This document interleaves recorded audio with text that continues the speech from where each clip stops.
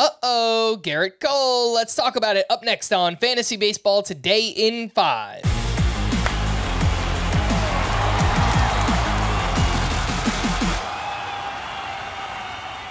Welcome into FBT in 5 on a Worryometer Wednesday, June 26th. I am Frank Stampfl, joined by Chris Towers, and let's fire it up for Gerrit Cole, who did not have anything working against the Mets. 4 innings, 6 runs allowed, 4 walks, 0 strikeouts.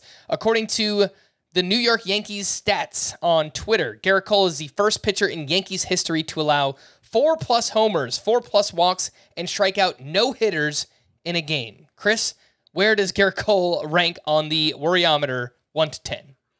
All right, so the biggest thing that we have to talk about in this one is the velocity, because his velocity was down about 1.5 miles per hour overall. But if you look at the game log or watch the start, what actually happened was his velocity was basically where it's supposed to be, 96 to 98 for his first 14 fastballs. Then his 15th was 91 miles per hour. And then after that, he was sitting 92 to 95. That is certainly worrisome if we think that is because Gerrit Cole can't pitch in the high 90s. And what he said was he intentionally dialed back his velocity because he had a long first inning and he was struggling and didn't want to overexert himself. And look, it makes sense, right? Gerrit Cole misses the first 2 months of the season, comes back, does a 3-start rehab assignment where I think his most pitches in a start was 67. Maybe we should have expected Gerrit Cole to come back and not quite look like himself.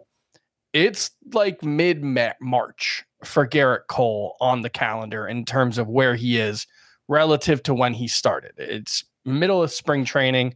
Maybe he's just not all the way there yet. I think that's the optimistic view, and it's one I'm inclined to agree with. So I don't expect Gerrit Cole to be the best pitcher in baseball the rest of the way.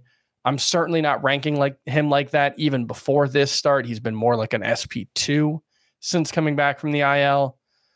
But I don't want to panic either. Certainly not dropping him. Would not at all want to trade Gerrit Cole right now. I think the highest upside move you can make is still to just hang on to him, sit him for his next start, and maybe for his next couple until he gives you a reason to start him. But that's all. So as far as the Worryometer, let's say a 3.5. Okay, let's talk about Bobby Miller, who similarly has returned for 2 starts, and he has struggled in both. He was at the White Sox, 2 innings, 3 runs, 3 walks to 1 strikeout. And in those 2 starts since returning, it's 8 1/3, 8 runs, 6 walks, 3 strikeouts. So big concerns coming back from a shoulder injury. Where is Bobby Miller on the Worryometer?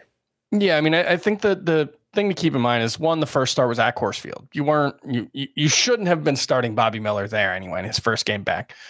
But I'm more concerned about him than Gerrit Cole. One, just because, look, this is a very young pitcher who throws 98, 99, 100 miles an hour. His velocity was down a little bit in this one, coming off the shoulder injury. That's not terribly surprising. Dave Roberts, after the game, said he just didn't have the feel for anything. I think the quote was, the changeup was a ball out of his hands. He didn't have a single called strike on it, didn't have a single whiff. Slider, he was rolling over, I think is the term that Dave Roberts used. So it just didn't sound like Bobby Miller was ready for this one. And look, maybe it's going to take a couple more starts.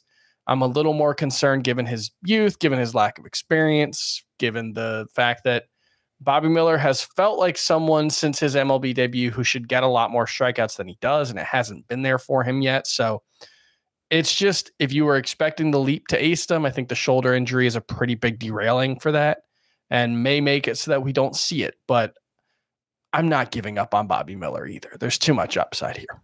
Let's wrap up with one waiver wire hitter who did a lot of damage against Gerrit Cole in that game. Mark Vientos, 2 for 4 with a double dong, and overall he's batting .297. He's got 9 homers. He's got a .925 OPS, yet he's only 44% rostered. Chris, it feels like that number should be higher. Should be higher. I don't think you should expect Mark Vientos to remain a .925 OPS bat, and I don't think anybody does expect that.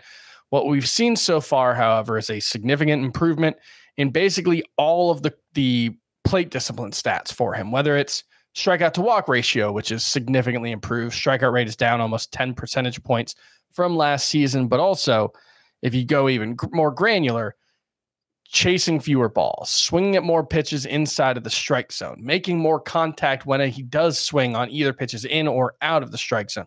He's had to trade some quality of contact. He still hits too many fly ball or ground balls. All of those are reasons to believe that Mark Vientos will not be an elite bat moving forward. Can he be a useful fantasy option? Absolutely. I think 44% rostered is way too low for Mark Vientos. It probably needs to be closer at least to 70% right now. 4 third base eligible players I would drop for Vientos right now: Brian Hayes, Justin Turner, Michael Busch, and Jake Berger. We are going to wrap there. For more extensive fantasy baseball coverage, listen to the Fantasy Baseball Today podcast on Spotify, Apple Podcasts, the Odyssey app, or anywhere else podcasts are found. Thanks for listening to Fantasy Baseball Today in 5, and we will be back again tomorrow. Bye-bye.